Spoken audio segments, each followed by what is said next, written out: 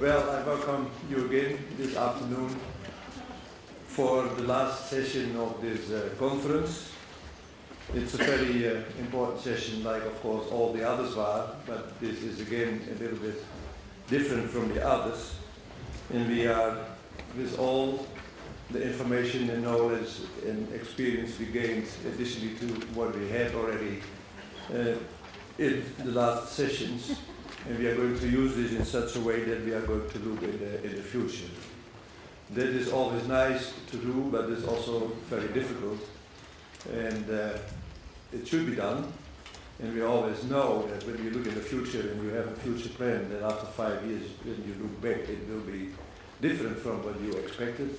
On the other hand, when you don't look ahead and make plans, you cannot evaluate after 5 years and see whether it was different and why. So it's all part of the learning process. Don't hesitate to contribute to the discussion what the future will bring us. But we have a number of program elements that will be presented and make a start of the discussion of the future. And I go now to the announcement of the first program element of this afternoon program, and that is the panel that will discuss on with the audience on the future of river restoration. And I first like to invite the panelists to come on the stage, and this will be a different order than you will be invited to speak. So I invite first Hanna Plotnikova to come on the stage. You may choose your seat, but not on one of the corners, please. And then the second one is Helen Dangerfield, also on the stage. They are going to be introduced later on in some way. That's all part of the program. Then I go to Joppe Kramwinkel. Joppe, may I invite you? Yeah, now you must choose. It's difficult. Mr. Otto Perker.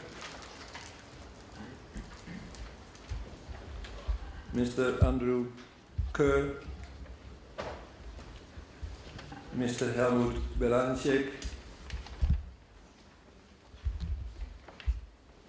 There are 7 chairs. So all the panel members are there. 1, 2, 3, 4, 5, 6. Yes, I'm complete. I start once more. Hanna is from the OSCE UNC in Ukraine, running a project over there. Mr. Helmut Belancek is representing the European Aid Association. Joppe is representing the World Business Council of Sustainable Development. Then I come to Helen Dangerfield is Natural Trust England. Then I come to Otto Perger. Most of us know him already because he is representing the higher power also on the excursion, Verbund Hydropower AG. And then I come to André Kerr representing the Sustainable Union. A nice group to have the discussion with as an audience, but the panel leads a panel leader, and then I come to Wolfgang Stalser. Wolfgang, may I invite you to lead this panel session.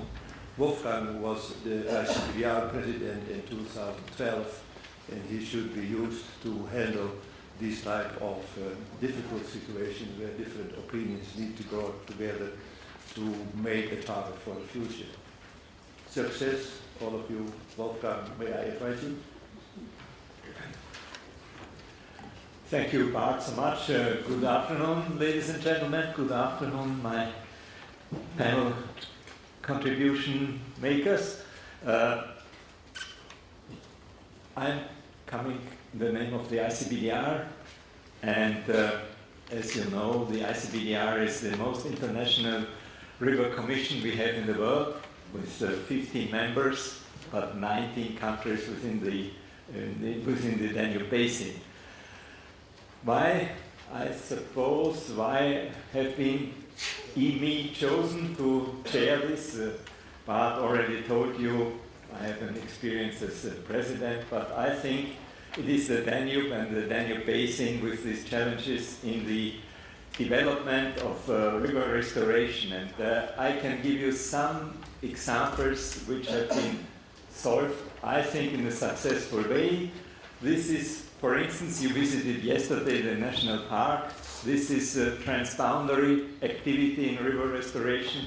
We have also some other examples. This is from the Lower Danube Green Corridor, one of these examples. You can see it also outside on the papers. And we have, for instance, the Delta project as one of these examples. And I think this is a possibility to discuss with you and the panelists here the question of the future development of river restoration, especially in the field of transboundary activities and transboundary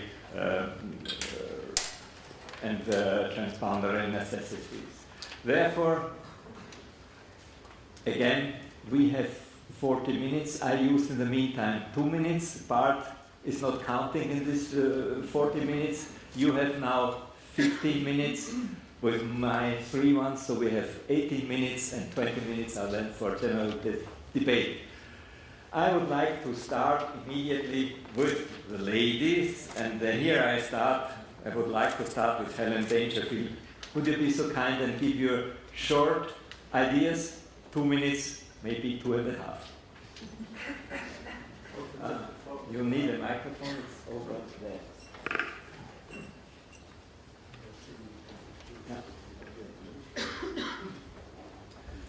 Well, good afternoon. I work for the National Trust in England, Wales and Scotland.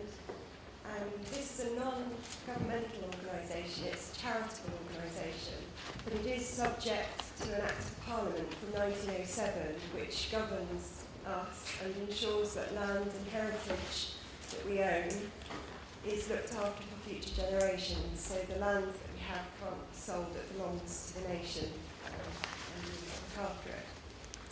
For me, 2 things at the conference stood out. Firstly, the need to mainstream, and secondly, the need to influence sectors where river restoration doesn't feature on their current priorities or sometimes even their radar. With over 250,000 hectares of land and 700 miles of coastline, for me personally, the National Trust has a lot of priorities in delivering integrated catchment management, agri-environment, flood and coastal risk management. However, my vision is really about extending our influence into sectors to properly value the contribution of river restoration to societal benefits or social capital. We now can monetise through house price inflation the benefits of living near water. We heard about that, the benefits for mental and health and well-being, and also more and more evidence is available about health-related benefits from being outside and the benefits of exercise, etc. But more subtle than that, for me, is the loss of the connection to nature. Research we've done in the UK shows that less than a quarter of children now play in the local parks and streams and woods close to their home, compared with their parents' generation, where over half would be outside and doing things. Many have spoken here about why they're interested in rivers. They have many fond childhood memories of messing about in rivers and fishing, and there is now substantial evidence to show that environmental values in adults are strongest where there's been a connection to nature during childhood. We've had some fantastic examples of projects doing this, like in Latvia, where the project is actually called Putting a Stone in a Stream. You have to actually get into the river to get involved with it. And it's fantastic to see the Rhine project wanting to commit to communicating with 10 to 16-year-olds. But I think we really need to have at the core really trying to get children connected back with nature. And as the naturalist David Attenborough said, no one will protect what we don't care about, and no one will care about what they haven't experienced. So for me, it's about getting people involved and getting the health and education sector behind us. Thank you so much. That's very important.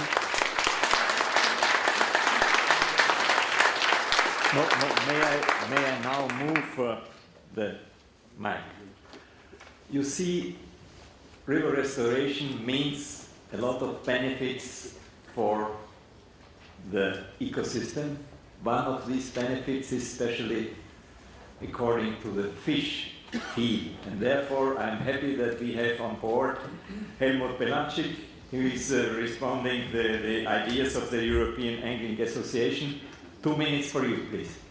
Thank you. My name is Helmut Belanczyk from Austria. I was sent by the European Anglers Association, Anglers Alliance, and I will bring a short example. In the 19th century, riverine fish, freshwater fish, was an essential part of the human consumption. Only an example. From the city of Vienna to the town of Hamburg, in this short stretch of the nowadays national park, in the 19th century, year by year, in average, 190,500 kilo fish have been taken and sold as food for consumption, for human consumption. These incredible rich fish stocks decreased slowly, but they decreased. The reasons are known, and you all had heard the reasons: river training, hydropower plants, and so on. 22 years ago, I had brought a gentleman from the University of Vienna to a small town in this stretch, the town of Fischerment, and they made there their world famous investigations about riverine fish. And 22 years ago, still 10,000 of whiting, mostly nays, Chondrostoma nasus, were registered each spring at spawning. And year by year, these stocks decreased. And first time in 2011, in spring 2011, not a single nace could be registered anymore. And now it's the third year, no Chondrostoma nasus is registered in the former spawning grounds. This shows what is happening just around us all here and not really noticed. And therefore I'm working since a lot of years on this point, river restoration. And I beg you all to help me on this theme. Thank you. Thank you so much. So this was the appel to take your shoulders together and fight all for river restoration. Now let us come to the next. This is a little bit contrary. We have discussed it and it was already mentioned. That's the question of hydropower. Otto, may I ask you, please? Thank you. Before I explain our big challenges concerning river restoration, I would like to say a few words on hydropower. So today in Europe, hydropower is still the most important renewable we have. And it is concentrated in the Alpine areas and in Scandinavia, of course. For example, in Austria, the share of hydropower in the total generation is about 60%. So in future, this share maybe will decrease, but I'm sure that the importance of hydropower in future will increase. And the reason is the high flexibility of hydropower we can provide to the system. We will face in the future electricity system very strong, influenced by volatile renewable energy sources like wind and photovoltaic. And this volatile energy needs to be compensated. So we need flexibility in our system. Therefore, storage and pump storage will become more and more important for security of supply in the future in our system. Yes, But nevertheless, I see a dilemma. On the one hand, we have to keep this electricity system running. We have the renewable targets. On the other side, we have also environmental targets, especially environmental targets formulated by the EU Water Framework Directive. But I am still optimistic to solve this dilemma. And to solve it, therefore, we need a common understanding of both sides. That's very important. And now, what are the main challenges for us? So, concerning river restoration, I think on topic is the re-establishment of the river continuity. That's what we are doing and what we are investing now. What we need, of course, are cost-efficient solutions. That's very important for us. So what we also, I think it is helpful, our guidances to say what's state of the art, but nevertheless, hydropower always is site-specific, and especially when I do these implementations of new fish passes on existing power plants, it is a very site-specific solution. So we also have to look to site-specific solutions and also to innovation, to innovative solutions. Downstream migration, of course, will be a big topic for us, but I think it is still a topic of research. So I don't know one single site where delivery is functioning. Then other thing, of course, is residual flow. In this, we have this contradiction. More residual flow means less renewable generation. So for me, a step-by-step approach will be helpful. And the third one, of course, is hydropicking. It already was discussed in this conference. And for me, it is still a big research issue to find the best solutions. Because, for example, in Austria, we have several research projects running. I know in Switzerland are all research projects running. We are all involved in it, and we are looking for cost-efficient and best practice solution. Thank you. Thank you so much for... Yes, please.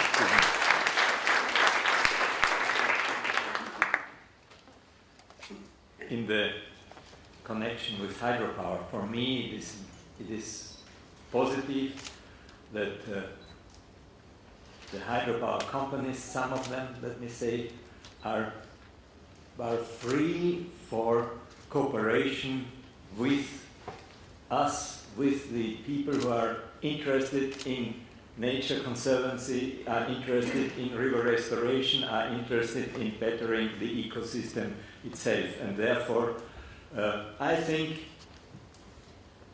not taking away words of the discussion, it is necessary to be on board for both sides to find a solution. Now, let me go on with the presentation, and I would like to invite you, Hannah, for your vision in the future of river restoration. Good afternoon, dear colleagues. My name is Hanna Plotnikova, and I'm working for the Organization for Security and Cooperation in Europe. I'm from Ukraine, and I'm involved in the project on transboundary cooperation in the Dniester River Basin between Moldova and Ukraine. I think that transboundary perspective is very important for ecosystem restoration because, as we know, the basin should be considered as one dynamic, complex ecosystem. In this respect, the Water Convention of the United Nations Economic Commission for Europe provides a very good tool for ecosystem restoration and in general for application of ecosystem approach in a transboundary context, in particular by facilitating cooperation, establishment of joint bodies and adoption of agreements. I would like to mention that one of the successful examples of transboundary cooperation under the Water Convention is the Dniester project between Moldova and Ukraine. One of the successes of this project is signing the bilateral treaty in Rome last November, which foresees establishment of the Commission. And another important thing is that in the next stage, the Dniester project will focus on ecosystem restoration to adapt to climate change. It is important to mention that ecosystem restoration in a transboundary context could become a political issue because people, stakeholders who control the basin need to talk to each other to agree and to do some meaningful things. On the other hand, ecosystem restoration could be a tool for facilitating cooperation between riparian countries and integrating their policies and strategies. As we were discussing during the last 2 days, ecosystem restoration could be a solution for complex environmental problems. And I think that on a transboundary level, we as international organizations very much need expertise and knowledge of restoration practitioners and scientists. I think that there is really a need for joint action between us in order to improve environmental security and economic development on the transboundary level. Thank you. Thank you so much for keeping your time. Let me go on and to come to Joppe Kremvike, World Business Council. Please, your ideas about the future development. Yeah, I was asked to be a bit controversial, so let me start.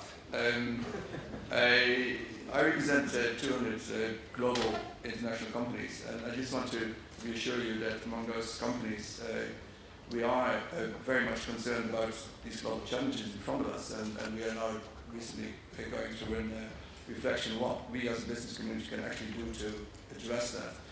And of course, they are linked to climate change, adaptation, water, biodiversity loss, integrated nitrogen phosphorus cycle, and you can see already water coming in very strongly. And water is one of the 9 challenges we want to address, and really as a business community we want to make a positive contribution.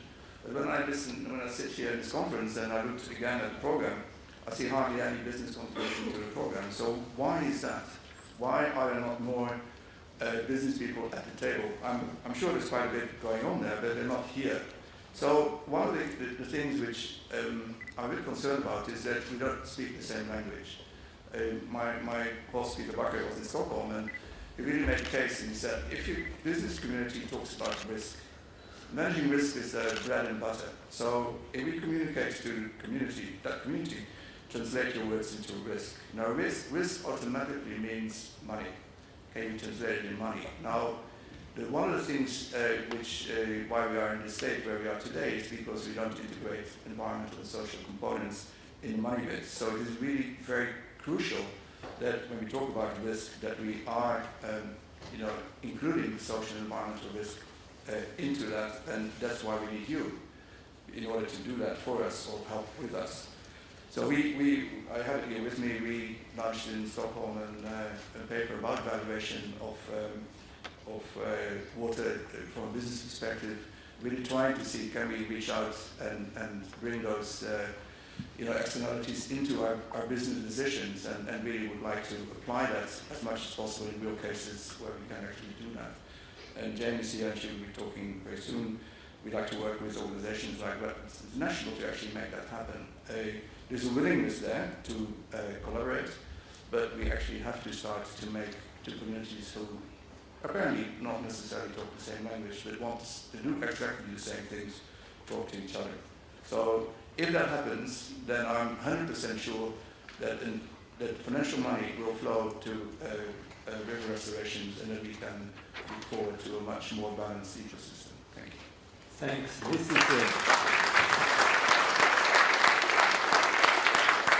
a very positive statement for the future. May I say this now? May I invite you, Andrew, for the last presentation from the panelists? In a moment. Oh, no. Yeah. English has many meanings. Yeah, sorry. My name's Andrew Carr, and I'm the founder of an organisation called the Sustainable Eel Group that started in London in 2010. We have brought together leading scientists, conservationists, and the progressives only, so far, of the industry, all trying to accelerate the recovery of the European eel. Now, I'm a new boy here to European Rivers Restoration, so I thought it might be interesting for me to comment on my impressions. The first one, I think, is you certainly know how to give a good party, which was really great last night. But more seriously, I am impressed by the policy influence that you've managed to bring to bear from Brussels and the influence that you must have to have made that happen. I'm impressed by the structure, the networks that I see in place.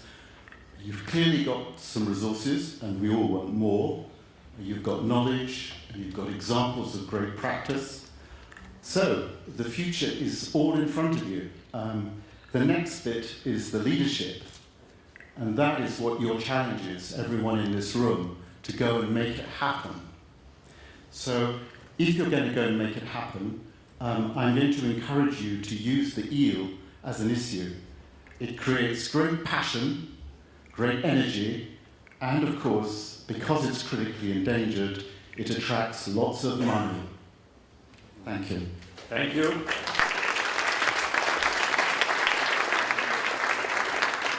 Now, let me just give a few points again. One is education and bringing information and awareness to our daughters, sons, grandchildren, and so on for the future. I agree completely. The second is how to get species we lost in the meantime, how to get them again in our ecosystem. The third is we have to think about the necessity of our society. One of these fields of the necessity is also the question of energy and the question of renewable energy. How can we manage a compromise between nature and energy? Coming to the next, it is the question of an example how we can get implementation from the legal field of convention, of bilateral contracts and treaties in action. This is what I heard from you. How can we in future give that more importance to get implementation and get measures in the field? The next one is again important. It's the question of language, to have the same feeling and meaning under the same words, to get on board all the players and stakeholders in one line, in one interest. And I have heard your words very, very happy, let me say in that form.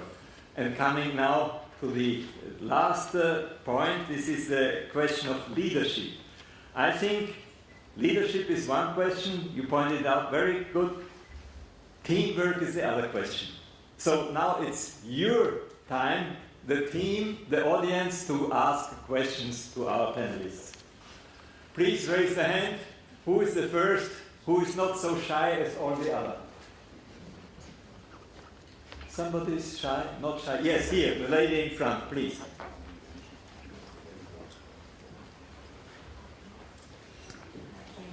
I have a question related to Helen's excellent points, which I completely agree, and I think that we need to be looking at this at a curriculum level, so reaching schools quite young, and I'm acutely aware of the pressures that teachers face, and anyone in the excellent session on multi-use landscapes and the ISO plan in Munich earlier will have had the question, how do we get people to care for things that are free, as in people are causing damage to restored areas of the riverbank. And it does all lead back to education, and we've become very good at communication with policymakers and planners and the people that we feel need to be involved in these excellent conferences. But are we missing a very big opportunity with the educational sector, because we don't, as far as I'm aware, link with them on that curriculum level? And I know it's a packed curriculum, but we all agree it needs to get in there. I'm wondering, do we link with them? And if not, why not? And also, if not, is that the next step, the next important step? Just very short and brief, please.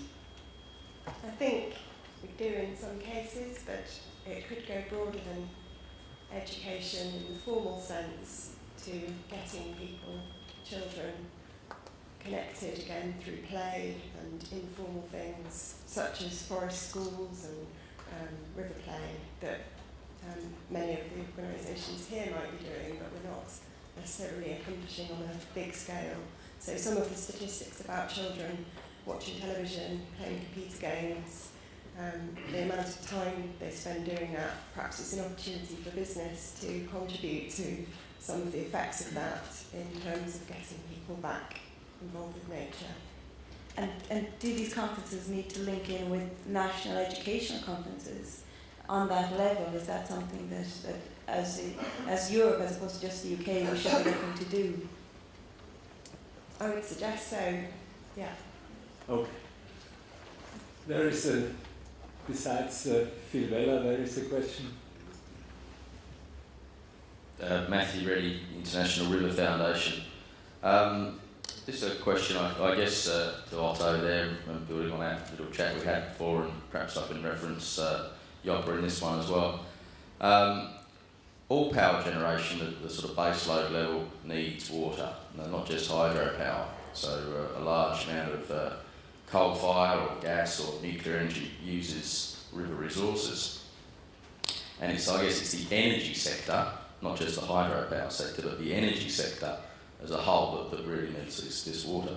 Yet I would say we have shared needs or shared goals in river basin management. The energy sector and our river basin management sector, we both want clean water. We both want regular and dependable water supply. We largely from an unaltered hydrology. We want security from disasters and climate change, and I recognise the role that hydropower plays in the broader climate change mix. Yet it does seem that the power is with the power. There is a sort of a hegemony in the sort of water energy nexus. And I'd like to understand how through partnerships we might, perhaps if you don't agree with that hegemony, I'd be interested in learning more why, but also how we might form partnerships based on this natural shared interest that we have and some pragmatic ways that we could develop such partnerships. Thank you. I think you can answer in the moment, and perhaps Otto, no. Well, first of all, I'm very happy that we talk about energy as a whole, and because every water conference I come is also always about hydropower. I mean, hydropower is what 8% of the total energy mix globally, and all the other, what is it then, 92% also need water. I would say the energy sector as a whole realizes the water issues.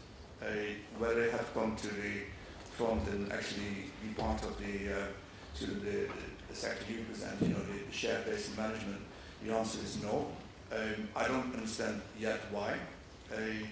Because they withdraw a hell of a lot of water, they're very dependent on it. It may be the language which is the issue. We should perhaps talk about risk rather than value. It's a risk to their operations. Several cases I always mentioned 7 or 8 years ago, the atomic energy facilities in France only produce 70 or 60% of their output because of the temperature of the water. Logically, there are risks associated with it. Next year is the year of water and energy, an opportunity to bring the energy sector to the table. Personally, I will do my best to do that. Because they're an enormous important player. I wouldn't ignore the agriculture sector in that. But yes, everybody who cools needs water, and everybody who needs water has a risk associated with it and should be part of it. So, ready to help. There are lots of reasons why they're not at the table. But let's try to analyze them and bring them to the table, and I think the opportunity is there next year. Thank you so much. Otto, do you want something? If I understood right, yes. So I think all these environmental topics concerning the Water Framework Directive, in a very early time was recognized by the hydropower industry, but it was not really recognized by the thermal power generation for a very long time. So for me, we always talk to them, take care, and it is an issue also for you, but for a long time it was not really recognized. Sharing the risk or sharing also the opportunities of the water use. So I want to mention that most of the hydropower plants are multi-purpose facilities. So to share the advantages with drinking water supply and so on is not new. This is our daily business, I would say. Or flood protection is also a very important issue. Thank you. Yes, please, the lady over there. Thank you. I have a question to Mr. Kronwinkel. I was wondering, so if it would be so that environmental sector and business, other sectors would be around the same table discussing the statement that river restoration is urgent, what would be the most interesting and urgent issues or subjects for business? Well, you should have come to the meeting we had in January with Wetlands International, because that's where we discussed all that. But anyway, I give you the one sentence. You know, first of all, I think the recognition that rivers have an enormous important function for the business community, the language which we talked about. Personally, I think that's not enough. I mean, we're working on the language. What I would like to see is some cases where we actually do this. I'm an engineer, I like to do things, I don't like to talk about things. So we have to look for some real, there are examples from the past where this worked, but let's look for examples in the future where we can actually make it happen and see together what it takes to scale up these type of solutions. So it's not as if the business community and the environmental community are never sitting together on the table. We do that for a long time, but I think the sense of urgency now to do something big is there. So let's think big, and we need everybody there to do that. And you know, have 2 or 3 good cases where we can show the world that actually it does matter. Money can flow from business to river restorations, but it has to be something the business community can feel comfortable with. One of the things is you know, if you are 1,000 kilometers away from the place where you restore the river and then you hardly see the effects on your plant, that doesn't work. So it has to be relatively nearby. But yes, I mean, there is a great opportunity actually to frame these type of actions, and then let's go for it. So do it, learning by doing, we said, and then so do it. Okay, thank you. Let me just add, I thank you really for your ideas, but I'm coming back to the ICBDR, and we have a cooperation with business sector, which is very fruitful. This cooperation is called Business Friends of the Danube, and here is, let me say, one of these steps where we get the cooperation for the benefit of river restoration, river management, and the benefit of these companies which are joining us. Now, you have the word, please. Benedikt, over there. Raimund, I'm sorry. Yes, thank you. My name is Raimund Meyer, I work for the Danube River Basin Commission. I have a question to Mr. Kronwinkel, I think was your name. I was a little bit surprised, to be honest, to hear from the business representative also the issue of internalizing the externalities, but it's very close to the polluter pays principle. Now, in practical terms, we see that there are quite some shortcomings with regard to this element of the Water Framework Directive and implementation. So I would like to ask the question, what do you think, in your point of view, are the major obstacles for putting this into practice? And maybe since we have also a representative from one business sector here, in this case hydropower, maybe also Mr. Pülker can make a statement on this issue. What, in his point of view, are the major obstacles in putting this into practice? Thank you.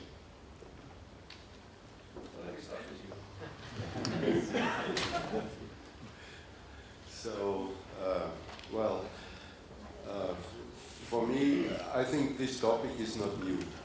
Already in the 1990s, early 1990s, it was a big discussion to evaluate the environmental, let's say, issues, to say how many euros is the value of this.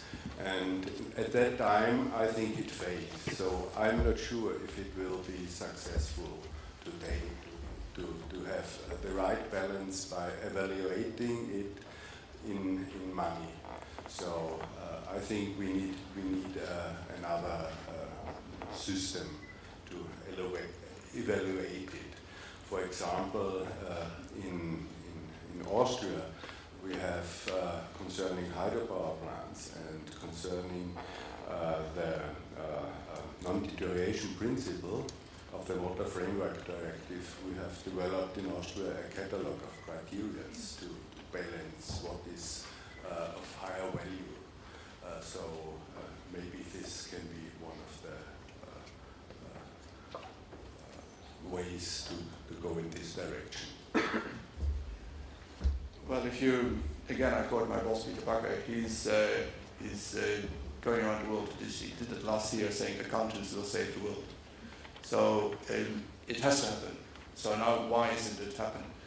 My simple answer to, and this is a little bit, I just looked at the guide again, why did we write the guide? Because, let me make it a bit blunt, you guys make it too complicated. I mean, it's impossibly complicated. So that's not, business decisions, if you like to internalize these, it has to be simpler.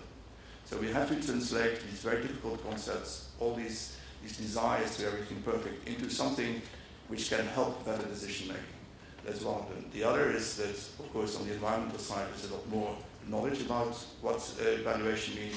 On the social side, that's almost nascent, you could say. So there is a long road. We are convinced as a business organization that in 20 years it will happen. It must happen. So we start this journey, and this guide we wrote is the first step in that journey, and that is trying to translate all these difficult concepts into something an engineer in a business or a manager can work with. Because if it's too complicated, he will just knock it outside the door and he says, next. So it's simplification, so the hurdle is complexity and the lack of real measurement techniques to do on the social side of things. Doesn't prevent you from actually starting to use it. So the third one is an awareness that actually you have to start thinking about it. A great example is Puma. Their first financial account, including environmental externalities. If you start looking at the underlying science, perhaps not very good. But the messages they got out of it were good, and they're acting on that. So let's look at it like that. So my first reaction, but I saw lots of hands, so that's not very good. Thanks. Please. So, question for Hannah. For existing and well-established transboundary commissions, are you aware, is there a sharing of best practice between these organisations, and also sharing with new commissions or corporations to give them support in what you're trying to do? And if there isn't, would it be helpful? Let me answer in a certain way. This is one of the reasons, I'm coming back, this is one of the reasons for the IRF and the International River Prizes, to share experiences and to give your experience in your commission to others to develop, let me say, the best possibilities out of these experiences. And this is the reason even for the ICBDR. The ICBDR won the River Prize, I think the Thies River Prize 2007, something like this. And with this in connection, the ICBDR tries to give the experiences to other commissions like the Orasecom, this is the Orange Seku River Commission in South Africa. So there is a connection, but I am on your side. We can do it in future better and more intensive. Well, I would agree to you, certainly, and I would say that that's also one of the activities which Water Convention is working on. For example, in September there will be a workshop on basin commissions in different regions, and people from either established commissions or from the countries where the commissions, joint commissions are planned to be established will participate and will share experience, because it's an opportunity to learn and to share experience. So I agree that it is important and necessary. Thank you so much. There are two more questions. I'm sorry, time is running. One is our friend from WWF Poland. We know him as active participant in the meantime. Thank you very much. I will come back to my favorite subject. It's destroying 14,000 kilometers of Polish rivers in last 4 years. And I would like to comment it that way, that in your presentation and discussion is missing one very important branch of business, that means hydroengineering business. In Poland, majority of these destructive to environment works were done just for the sake of spending money on regulating rivers, not solving any important problem. So, referring to that, what Mr. Potocznik said today, that based on this enormous experience in river restoration, it's time for big-scale implementation. I would say that this hydroengineering business related to water management should incorporate as much as possible of this achievement and knowledge related to river restoration, to make their everyday business spending money. That, of course, it's understandable they would like to spend or get as much money as any other branch of business, but they should go green. And I think that maybe the next conference should be devoted to this type of merge, how to transfer knowledge from river restoration to everyday management practice, and to the level of engineers who make designs of various maintenance work, river regulation, etc. Thank you so much for your ideas. I hope Bart, you will take this into account with the team of organizing the next conferences. I think it's a quite good idea. Uli Eichenmann. Yeah, I can just add to that. Ulrich Eichenmann from the organization Riverwatch. I have a question to the hydroelectric power sector. We're talking about restoration of rivers, but in Europe and worldwide we have the problem in protection of the last intact river stretches. And the hydropower sector, especially even in Austria, although most of the rivers are already dammed, even those last stretches are under huge attack of the hydropower sector. We're talking about stretches which are highly valuable, protected by Natura 2000, protected by the Water Framework Directive, and even so, dams are being allowed to build there. So my question is, do you have enough? when you're not hungry anymore, you're eating rivers and all of that. We're talking about restoration, but in fact, we should first stop the destruction of the very best. Uli, I'm sorry, but I have to answer this. You have to answer this. You should not have, so the society should not have hunger for energy. That's the question. He's just following the wishes of the society. No, that is too easy. That is too easy. The hunger of energy, that's a very important thing. We are among a wasting community, and we are all wasting energy. Electric energy is wasted wherever we are looking at. We have to start not wasting any energy anymore, and we wouldn't need not a single hydropower plant more. Thank you. Thank you so much.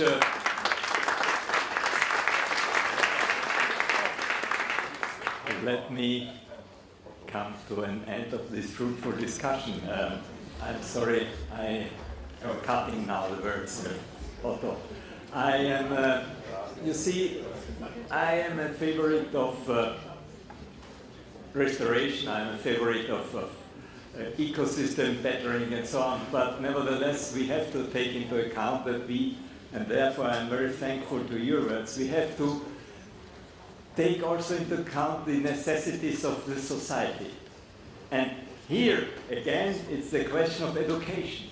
We have to be very clear to all of us to say what are the needs and how can we, looking in the future and looking for sustainability, how we can fulfill these needs, looking to our rivers, to the water, as the Commissioner Potočnik said in the morning.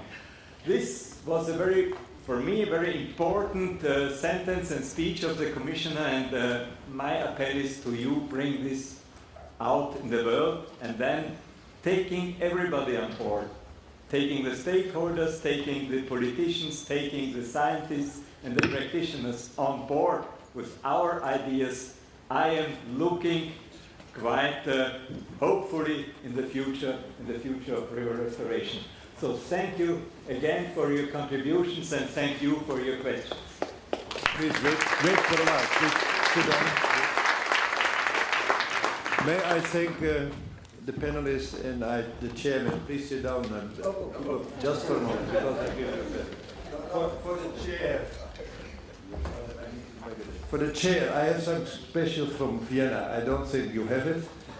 So it's very special to give somebody from Vienna a present from Vienna, but I think you will appreciate it. Thank you very much. Thank you so much. Yeah. Oh, it's heavy. Yeah. For the others, we have also a special present from Vienna. It's a book, and I'd like to thank you very much for your contribution to this panel, and we take all your good things you said in mind, and we come back to it next year. Thank you very much.